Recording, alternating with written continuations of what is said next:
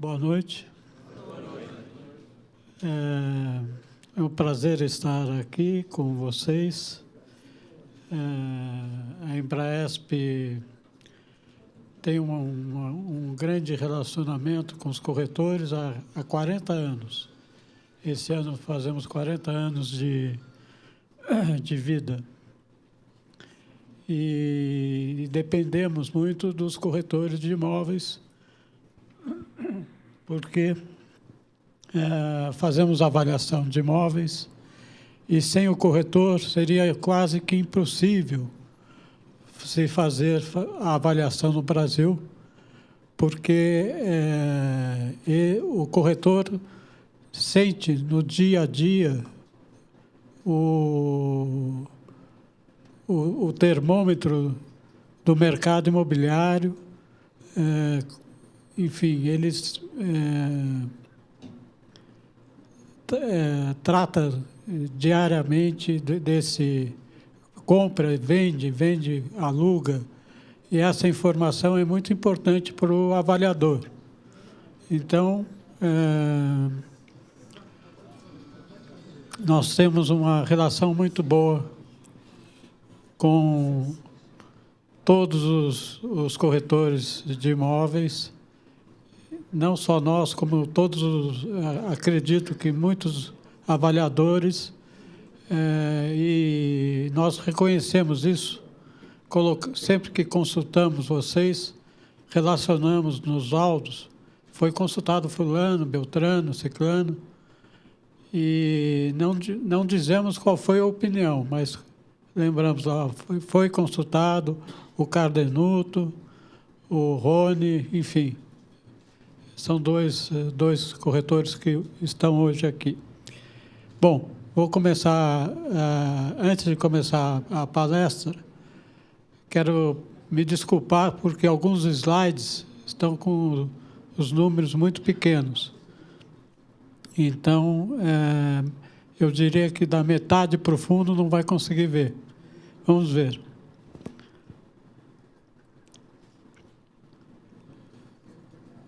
Esse, por exemplo, eu tenho um slide melhor para mostrar, que seria aqui, ó, a evolução dos lançamentos residenciais desde 1985 até 2012, com a projeção de 2013.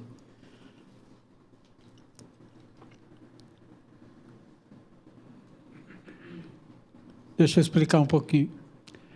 O vermelho é região metropolitana, o cinza, município de São Paulo.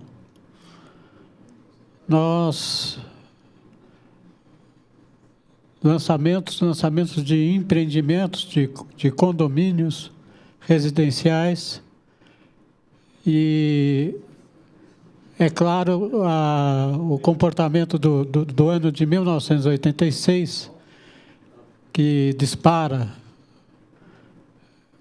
Por que ele disparou aí? Por conta do Plano Cruzado e das cooperativas imobiliárias que surgiram nesse ano, que fizeram uma grande presença no mercado, mas muitos desses empreendimentos não foram para frente. E aí começou a criar um casco, criar um passivo imobiliário muito grande, que acabou acontecendo muito mais tarde. Alguns empreendedores, alguns incorporadores pegaram cascos quebrados de cooperativas e relançaram nos anos 90 e 2000. De qualquer forma, aqui, em número de lançamentos de empreendimentos. Eu tenho um slide um pouco melhor à frente, que fala no número de unidades. Bem, embora ainda com números muito pequenos, nós vamos ver que o número de unidades Nós temos o primeiro arranque em 1986, que é o mesmo motivo, do cruzado. Depois nós temos, já no plano real, a consolidação do real, em 1996, há um outro ápice. Depois, entre 98 e 2006, o mercado fica meio morno. E aí aparece uma série de inputs e de motivos para que nós pudéssemos ter um comportamento, para que pudéssemos ter um desenvolvimento aí imobiliário expressivo a partir de 2007. Então, o que promoveu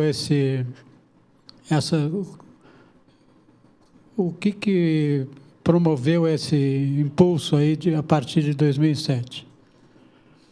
Então, o cenário institucional que incentivou e impulsionou o mercado começa com a economia sólida, a moeda forte, o aumento de crédito, diversificação das linhas e prazos de financiamento, institucionalização do patrimônio de afetação e da sociedade de propósito específico, as SPS, Programa Minha Casa Minha Vida, redução dos juros, abertura de capital de importantes players do mercado, e o resultado veio o boom imobiliário.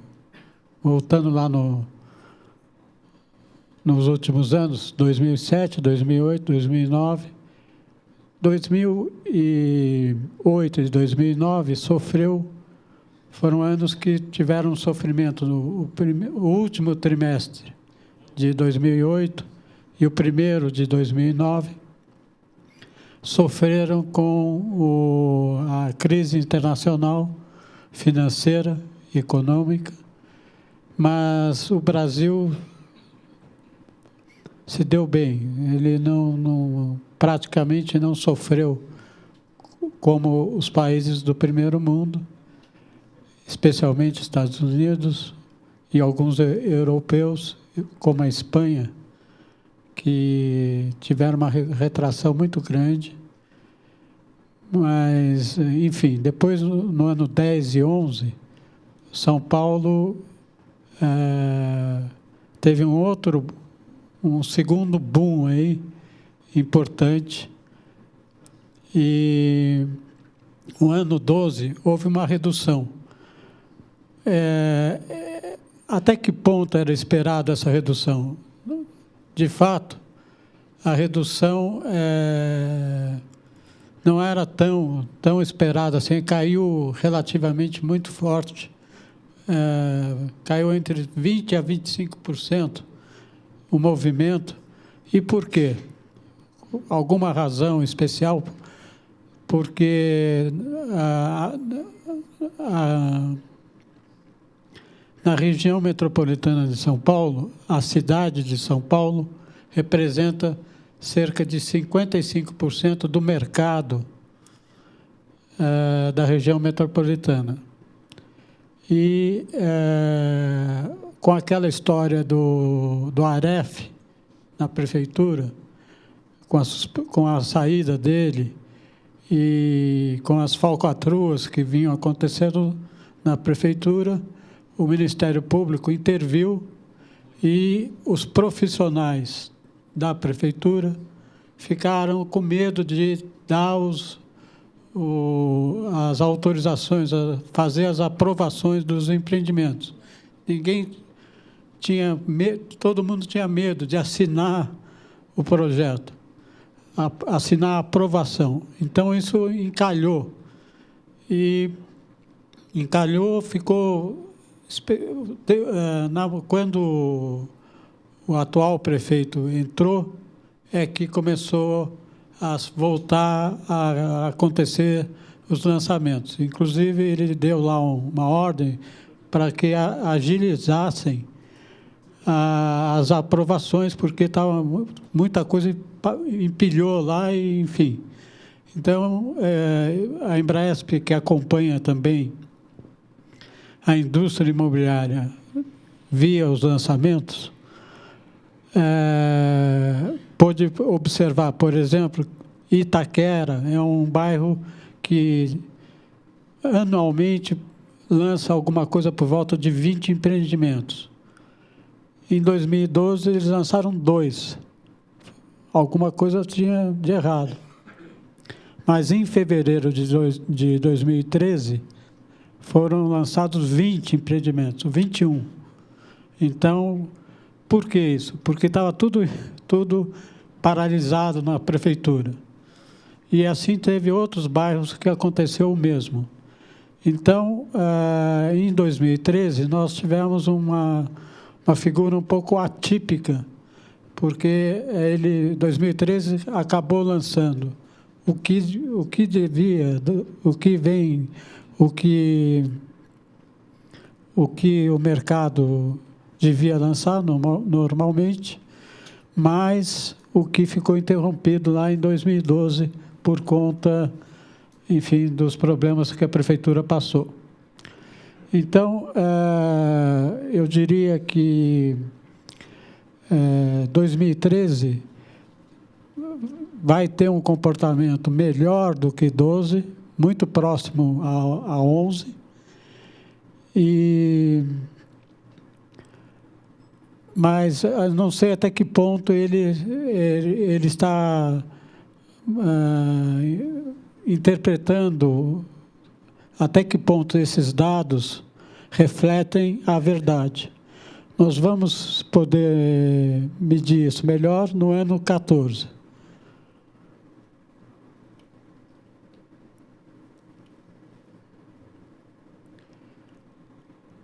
Aqui é o quadro de evolução dos preços médios por metro quadrado de área útil, mas que, por sorte, tem o gráfico, que mesmo a turma lá de trás, que não consegue enxergar, nós temos na linha superior R$ 9.000 por metro. Aqui, ultrapassando a segunda linha, R$ 8.000 o metro. Então, o município de São Paulo teve uma subida aí muito forte do ano 9 para o ano 10 e quase praticamente desde 85 só sobe o valor. Aqui no ano 2006 e 2007, aliás, no ano 2007 houve uma pequena queda de valor. Eu acredito que em 2014 nós teremos também uma pequena queda, ainda que 2013 aqui esteja com apenas 9 meses. 8 meses. Vai até setembro. 9 meses, né? Muito bem. De qualquer forma, o preço, de um modo geral, está muito alto. E, na minha opinião, no ano 14, deverá começar uma inclinação negativa, ou, pelo menos, vai parar de subir o preço aí durante um período. O preço cai normalmente quando há uma grande produção e depois de uma grande produção vem os momentos de falta de liquidez, aí o empreendedor começa a oferecer vantagens. Compre o apartamento aqui, ganhe a cozinha, geladeira, televisão, enfim. E depois passa para o carro na garagem. E depois dá descontos muito grandes. E esses descontos nós já começamos a ver os jornais aí, páginas inteiras dando desconto de até 35%, que é um desconto muito alto em qualquer lugar do mundo. 35% de desconto num apartamento é certamente uma boa parte, uma grande parte desse valor é só lucro. Bom, vou continuar aqui.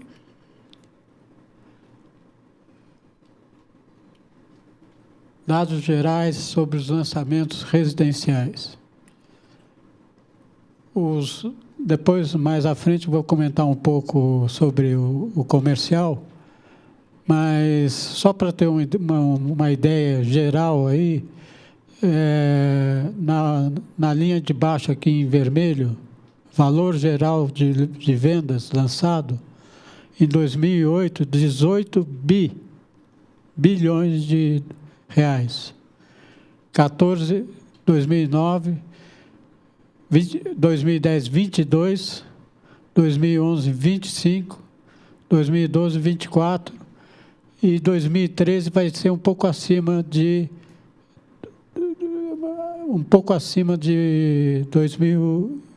2013 será um pouco acima de 2012.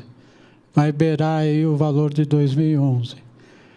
Mas para ver como o mercado imobiliário da região metropolitana de São Paulo é maior do que o PIB do Paraguai.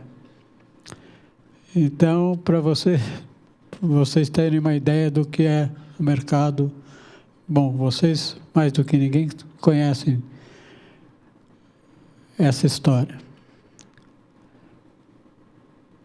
Aqui, condomínios horizontais. Daquele número, vou voltar aqui um pouco para trás.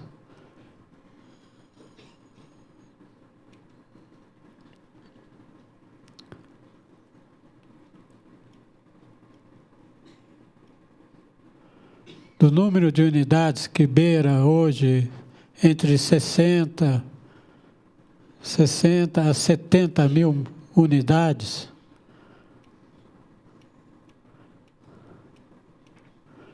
os condomínios horizontais representam muito pouco. E dos 60, 65, 70 mil unidades, em 2012, foram 1.840 unidades horizontais, que é muito pouco, né? Nós já tivemos aí, por exemplo, em 2003, 4.300, 4.000, entre 2003 e 2008, 4.000 unidades de unidades horizontais.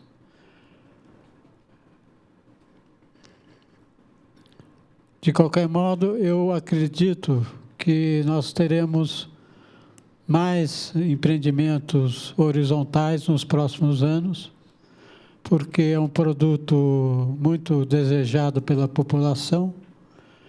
Morar em condomínio fechado, no horizontal, morar em casa, é um desejo de toda a população que mora no vertical, de muita gente que mora no vertical. E posso quase que apostar, como nós teremos aí um mercado mais ativo de empreendimentos horizontais. Bom, aqui é a evolução dos lançamentos de escritórios. Vou mostrar o quadro do gráfico que mostra um pouco melhor aí para vocês que estão no fundo. Ainda assim, o número de lançamentos em São Paulo, nos anos de 1999 a 2007, era quase que pífio em comparação a outras cidades mundiais, como Tóquio, Nova York. era quase ridículo, menos de 20 empreendimentos na região metropolitana inteira, era muito pouco. Então, havia necessidade, havia uma grande demanda não atendida, e aí surgiram vários tipos de empreendimentos, e havia uma demanda que buscava escritório em toda a cidade. Então, a região da Paulista, da Faria Lima, da Marginal Pinheiros, que eram regiões da Berrini, que eram regiões muito visadas e muito procuradas, passaram a ter concorrentes na cidade de São Paulo inteira e na região metropolitana, né? Por exemplo, em Alphaville, Tamboré, houve um número muito grande de lançamentos.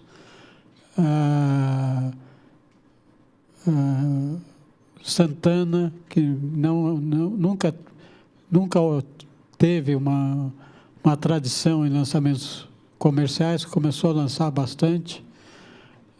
Mesmo Mogi das Cruzes, Suzano, que eram cidades que não tinham nenhuma tradição nesse segmento, começaram a produzir, a lançar empreendimentos de salas e saletas.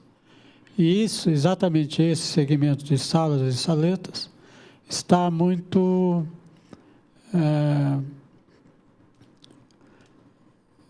nós tivemos aí uma quantidade muito grande de empreendimentos desse tipo, e há um receio de que vá haver aí um problema de liquidez com tanta sala em oferta.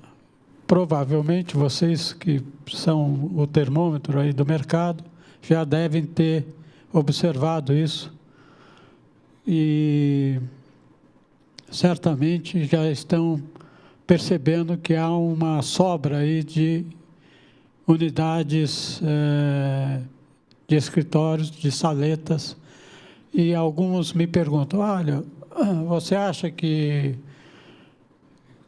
vai acontecer uma bolha aí? Bolha, eu discordo dessa figura, porque o Brasil tem uma relação muito diferente do que os Estados Unidos ou a Europa, de um modo geral, tem. Com crédito imobiliário, por exemplo, o Brasil está com 5% do PIB, né? Hoje, por volta de pouco mais de 5% do crédito imobiliário representa 5% do PIB. Nos Estados Unidos, quando houve a bolha, o crédito imobiliário representava 75% do PIB americano. Então, e a Espanha, números similares, enfim. Mas aqui em São Paulo, especialmente na cidade de São Paulo, ainda há mercado para prédios escritórios de alto padrão, os chamados AAA e os AA, ainda há mercado, ainda existe uma demanda maior do que oferta. Mas as salinhas estão com perigo mesmo de acontecer aí um problema, principalmente quando o investidor que comprou a sala na planta e passou 2 anos, o prédio está ficando pronto, começa a pagar o condomínio, não consegue alugar, porque o preço da locação acompanha o preço de venda. E o que acontece? Paga 2, 3, 4 meses, ele entra no desespero, abaixa o valor e esse conjunto vai competir com aquele que está sendo lançado naquele período. Então, vai criar aí um problema, vamos ter certamente problema de liquidez, especialmente em alguns bairros onde houve um aumento muito expressivo de lançamentos desse tipo de produto.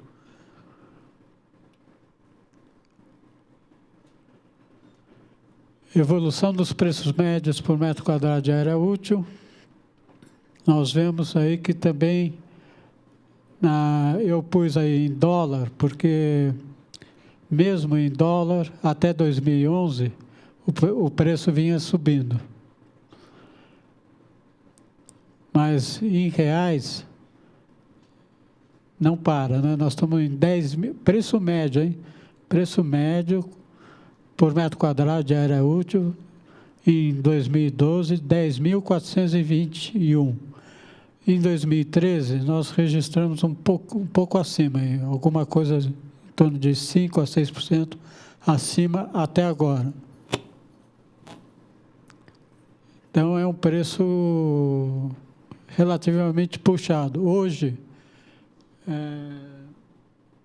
Hoje, um funcionário lá da Embraesp me procurou e falou: olha, Pompeia, olha aqui esse site. É um blog que o nome é Estamos Ricos. Aí você entra no Estamos Ricos e ele faz uma comparação de alguns imóveis no mundo inteiro, comparando com o Brasil. E aí cita, é interessante, viu? Quem quiser entrar nele, vale a pena. Então, ele pega, por exemplo, um apartamento em Paris, ou em Singapura, ou em Boston, e compara com uma casa aqui, se não for em Guarulhos, por exemplo, uma casinha pequenininha em Guarulhos que estava R$420 mil. Aí ele pegava esse valor, R$420 mil, transferia para Boston e mostrava o imóvel de R$420 mil. E era uma mansão, uma casa maravilhosa. Você fica de boca aberta. Vale a pena entrar nesse site porque ele mostra que estamos ricos, certamente, por uma casinha de nada, lá em Guarulhos, custando R$420 mil, e eu, com esse mesmo dinheiro, compro em Boston, ou em Chicago, ou em Paris, ou, enfim, coisas muito melhores, e então vale a pena entrar, para ver como nós estamos fora da realidade. Aqui o gráfico daquele quadro, mostrando que nós estamos aí em reais um pouquinho acima de 10 mil. Em dólar, com uma tendênciazinha de queda aí. Mas isso porque o dólar subiu, enfim. Mas com a nossa moeda, nós estamos muito puxados, né? O mercado costuma ser cíclico.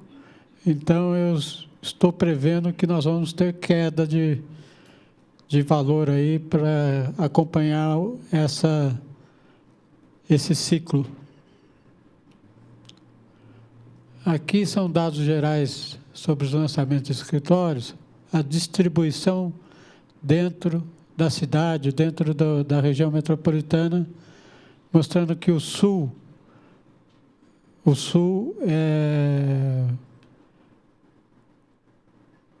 representa mais de 50% do mercado.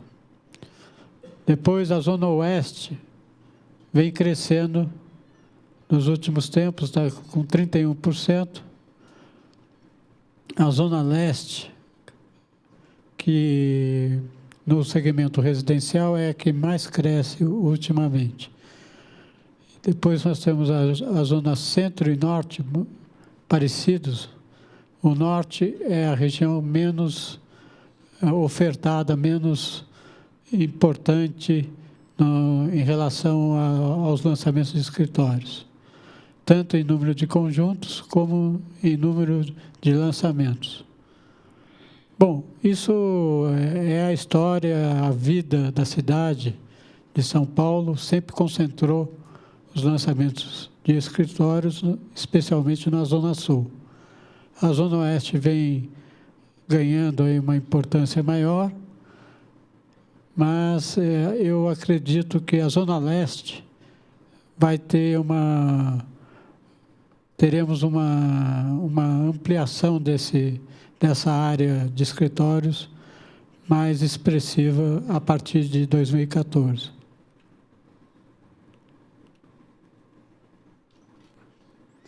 Bom, aqui tinha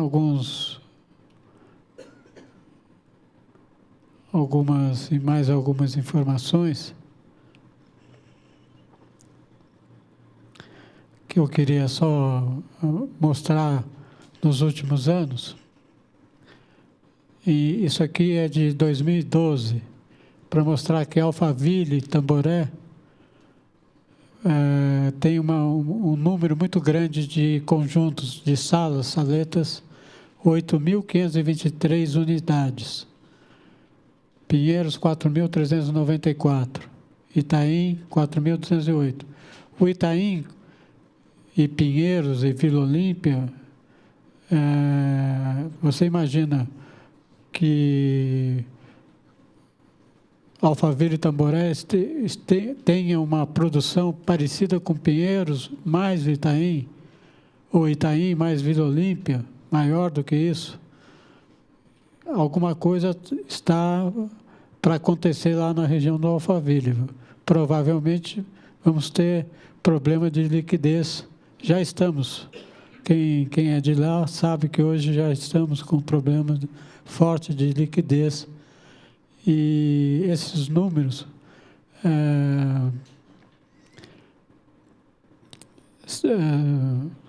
são evidentes quando você tem condição de ter isso em mãos. Isso aqui saiu, por exemplo, esse dado aqui, nós tínhamos ele a partir de fevereiro de 2013. E então já podíamos deslumbrar que quando se lança um empreendimento de salas, saletas no Alphaville, o risco é muito grande. Então, atenção, acendia o sinal amarelo piscando vermelho. Enfim, uma outra curiosidade interessante que vem ocorrendo é o ABC. O ABC vem recebendo um número de empreendimentos, seja residencial, seja de escritórios, bastante expressivo. E o que é isso? É exatamente ele vem competindo com preços muito menores que a cidade de São Paulo, oferecendo a mesma comodidade, as mesmas condições de shopping centers, de infraestrutura, transportes. Não tem metrô, mas, enfim, tem o trem, pelo menos. Mas o preço é a maior atração do ABC, porque o ABC oferece tudo que a cidade de São Paulo oferece, e até culturalmente o sujeito sai do ABC e vai lá no teatro, na Sala São Paulo, tão rápido ou mais rápido que quem mora em Interlagos ou no Morumbi, enfim. Ele compete fortemente com uma parte da cidade de São Paulo. E isso vem ocorrendo ultimamente também em Guarulhos, Cotia, enfim, são algumas coisas que vêm acontecendo que estão interessantes de olhar, de examinar. Qual a sua opinião? É do Celso Neves Dalla. Qual a sua opinião sobre o lançamento de apartamentos com 18 metros quadrados de área útil? O mercado brasileiro está preparado para absorver esse tipo de produto? Há aproximadamente 15 mil metros quadrados? Eu estou rindo porque nessa semana eu dei entrevista para uns 4 veículos diferentes, 5, 6 veículos de imprensa diferentes, tratando do mesmo assunto. E, de fato, vem acontecendo aí um número expressivo de lançamentos de apartamentos pequenos, especialmente de um dormitório, abaixo aí de 30 metros quadrados. E me pergunto, é uma tendência? É uma tendência? Bom, o mercado paulistano é muito amplo, tem uma demanda para todo tipo de produto e também chegou a hora desse produto de um dormitório. Eu queria ter trazido aqui um outro slide que mostraria exatamente essa questão do um dormitório. Nós tivemos aí uma produção expressiva nos anos 11, 12, de um dormitório, e 13 não foge à regra dos últimos 2 anos. Também está com uma produção bastante grande de um dormitório. E 15 mil reais é caro? Depende, aonde ele for, né? Se for na região da Vila Olímpia, do Itaim Bibi, Vila Nova Conceição, não. Esse é o preço, por incrível que pareça, tem mercado, tem um número expressivo de compradores interessados, sejam moradores finais, tem muitas empresas multinacionais que estão comprando para os seus executivos esse tipo de empreendimento. E, enfim, é um mercado que vai ter aí um bom período aí ainda de produtos similares. Esse valor de 15 mil reais eu encontrei na região da Vila Olímpia, não é o único, não é o máximo. E dentro desse segmento, nós observamos também mais 2 novos segmentos que estão acontecendo nessa casa aí de 15 mil. Quando você fala 15 mil reais o metro, vezes 20 metros quadrados, vai 300 mil reais um apartamento de 20 metros quadrados, parece um pouco absurdo.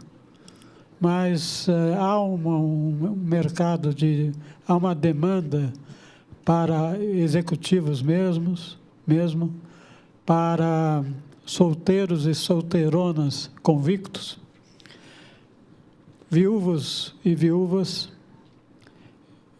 casais sem filhos não, que já cuidaram dos filhos e que querem sossego, então sai da casa grande, do bairro da Vila Mariana, de Moema, e muda para um apartamento pequeno e normalmente compra uma casa em Atibaia ou em Santos e fica na ponte.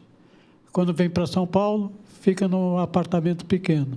Quando vai para casa, realmente vai para Atibaia, então lá ele tem um espaço muito maior e mais cômodo. Enfim, nós verificamos também que há uma oportunidade para o segmento de luxo. O luxo, em São Paulo, tem demanda não atendida. E o que é o luxo aí? É um dormitório com 100 metros quadrados. Um dormitório com 100 metros quadrados, isso, a 1.200.000 reais, a 1.800.000 reais. Mas um apartamento de um dormitório, 1.800.000, é isso. Pô, Mas como? Mas é isso mesmo. E vende, vende. É incrível, mas é um mercado que algumas empresas detectaram a demanda em 2007, lançaram e é um sucesso. Oferecem tudo, são sempre bem localizados, sempre em bairros nobres, e tem mercado? Tem mercado. E também surgiu o apartamento de 2 dormitórios, que era praticamente os 2 dormitórios, era só existia 2 dormitórios para a classe média. E agora existem 2 dormitórios para o luxo também, que é o que, além desse perfil aí do pessoal que já comentei do dormitório, tem o grupo GLS, que gosta muito desse tipo de produto e que tem uma representação na classe de classe média alta e alta, expressivo, e que gosta muito desse produto. Você tem também um outro perfil, que é o perfil da terceira idade, que vai invadir o mercado aí nos próximos anos, daqui a 10 anos. Eu brinco que em 1970, na Copa do Mundo de 70, o Brasil era um país de jovens. De lá para cá passaram 43 anos. E aquele Brasil de jovens está se tornando o Brasil da terceira idade. E a nossa pirâmide etária está mudando mesmo. Então, muita gente começa a entrar nesse segmento à procura de novas habitações. Essa pessoa tem um perfil já de aposentado, tem uma renda fixa,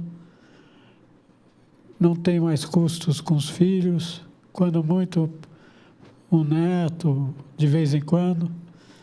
Então, o que esse cidadão vai fazer? 2 coisas. Ele vai procurar sair da casa grande, da grande despesa, grandes custos de manutenção, vai para o apartamento pequeno e vai viajar. São as 2 opções mais prováveis. Bom, espero que eu tenha respondido. A próxima pergunta é do José Paulo Neves. Pode-se dizer também que, atualmente, o mercado imobiliário do ABC também é atraente em virtude do pré-sal? O preço do metro quadrado no litoral está mais caro do que o ABC. É fato. O Santos, por exemplo, talvez seja a cidade de origem dessa questão, realmente está com preços muito altos, mais caros do que o ABC, sim.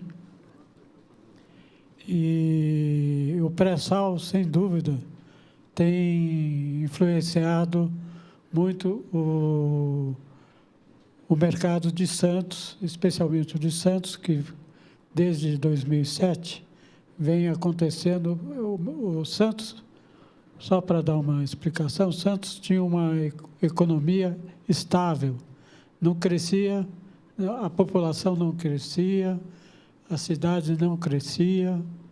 De repente, alguém descobriu, acho que, na verdade, com a Petrobras fazendo as suas sondagens, começou a criar a oportunidade e, enfim, além da Petrobras, o Porto de Santos é outro grande âncora de Santos, porque Santos vai dobrar a capacidade de exportação e de movimento do porto. Já é o maior porto do Brasil, maior porto da América do Sul. na verdade, ele é o maior porto, só perde por Porto de Singapura no hemisfério sul. Só o Porto de Singapura no hemisfério sul tem um movimento maior que Santos. Então, o porto é uma excelente, vamos dizer assim, um excelente fator de promover, criar demanda para o mercado imobiliário.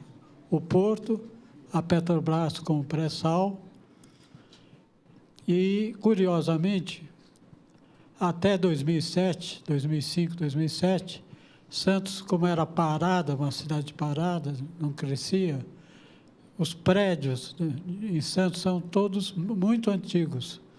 Os mais novos tinham 20 anos, 25 anos. Então, a própria população de classe média, média alta de Santos, aliás, média alta e alta de Santos, a própria população criou uma demanda por novas unidades modernas, já com telecomunicações, a parte de internet, com segurança mais expressiva. Então, esses são os três motivos aí: o porto, a Petrobras e o envelhecimento da cidade. Esses são os motivos para aquecerem o mercado imobiliário de Santos, tanto no residencial como no de escritórios. Agora, propriamente na questão de hoje, o senhor falou no ABC, né, o grande volume de lançamentos que vem acontecendo nessa região ABC. O senhor não acha que a questão da mobilidade urbana influencia muito na decisão de uma empresa de fazer esses lançamentos? Por exemplo, é muito comum a gente ver em determinados veículos que vão em direção ao ABC, escrito lá: visite o ABC e ganhe uma multa. A ganância dos órgãos públicos, a ganância daquelas prefeituras de arrecadar e dando assim uma quantidade de multa exagerada. Isso o senhor não acha que influencia muito na comercialização e na disposição de imóveis colocados no lançamento dessa região? Certamente. Obrigado. Certamente a mobilidade do paulista está mudando a cabeça do habitante e não há como ser diferente, porque a gente não consegue mais andar em São Paulo 2 horas para ir, 2 horas para voltar. Quer dizer, você perde um terço da vida dentro do carro, ou dentro do ônibus, ou nos dois, ou no metrô. E então, uma das alternativas, uma das soluções é essa, de criar ou levar a habitação para próximo do trabalho, ou o trabalho para próximo da habitação. E, de fato, a mobilidade, a imobilidade do paulista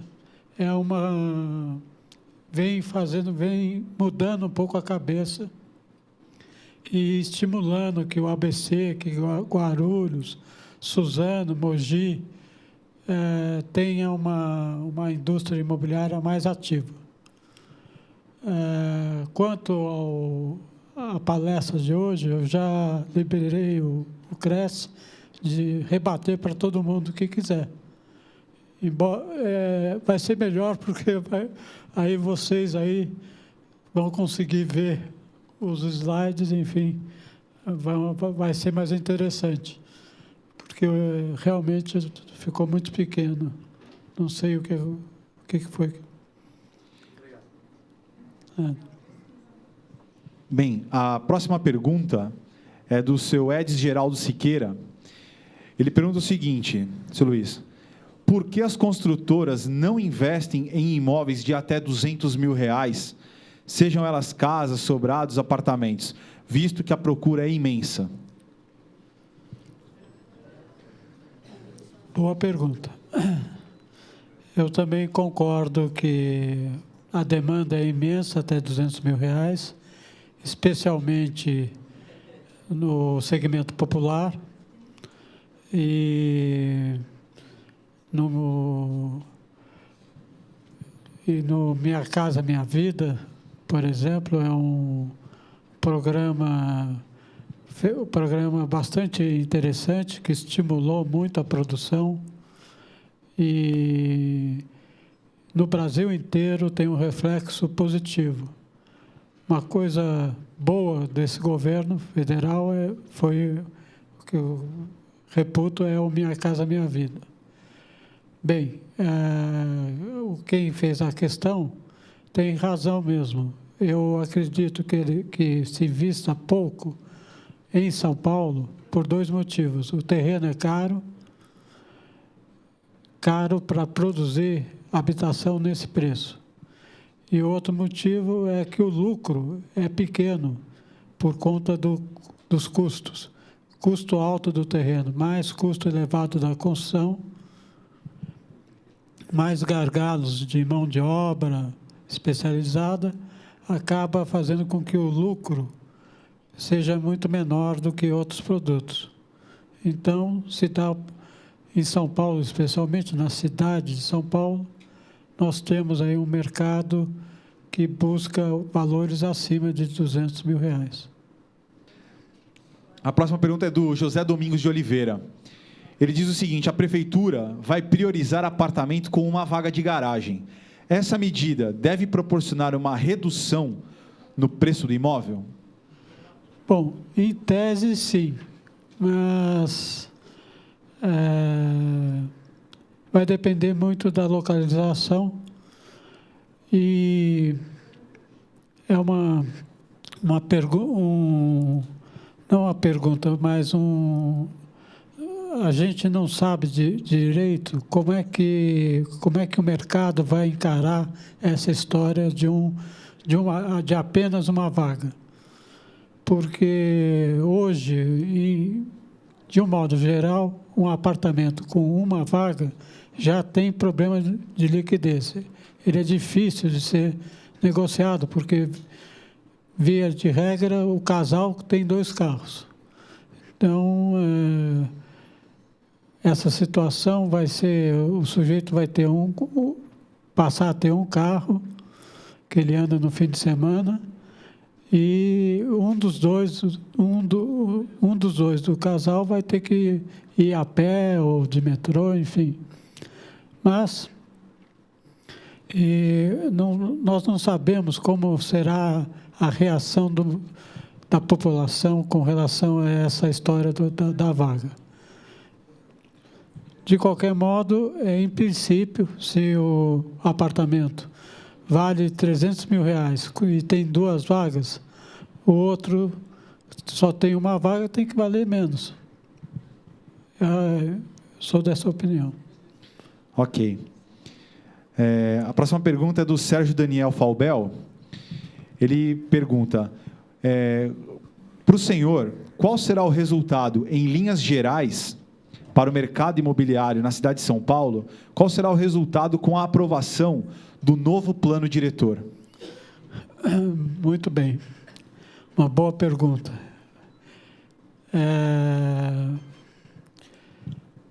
Eu estou analisando o novo plano diretor e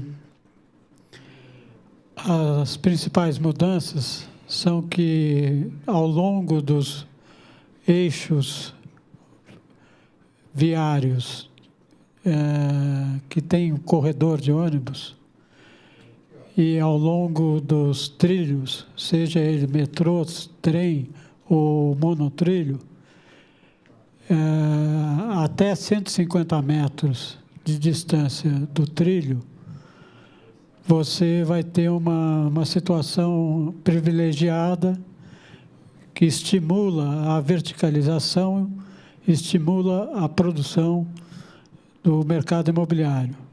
Porque nessas faixas, você vai ter o coeficiente, poderá atingir o coeficiente 4, com vantagens quanto mais você construir, quanto mais você se aproximar do coeficiente 4, menor será o custo, por exemplo, da outorga, se houver outorga. Enfim, ele estimula muito o adensamento dessas regiões. Por outro lado, não se sabe muito bem como será o comportamento do resto.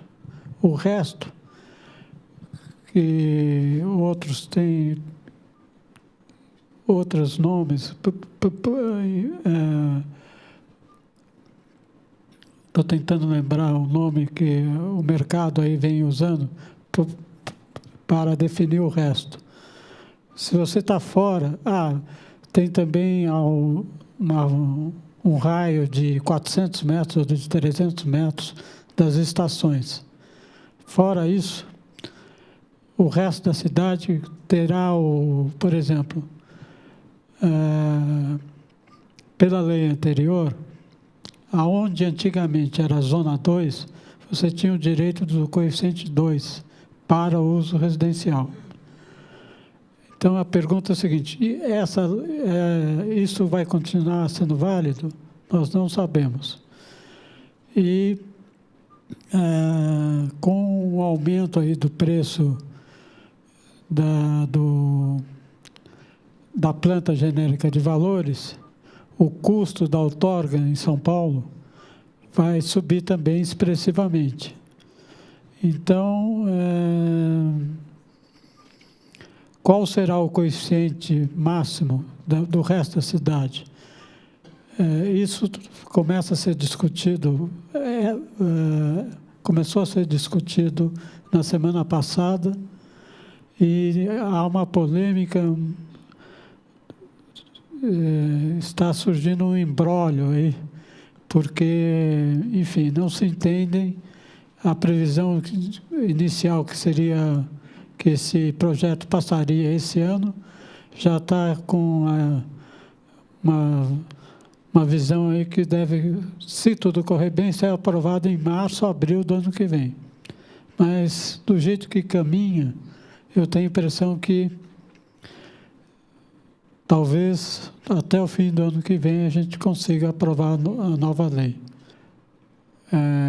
Vou agradecer aí a presença de todos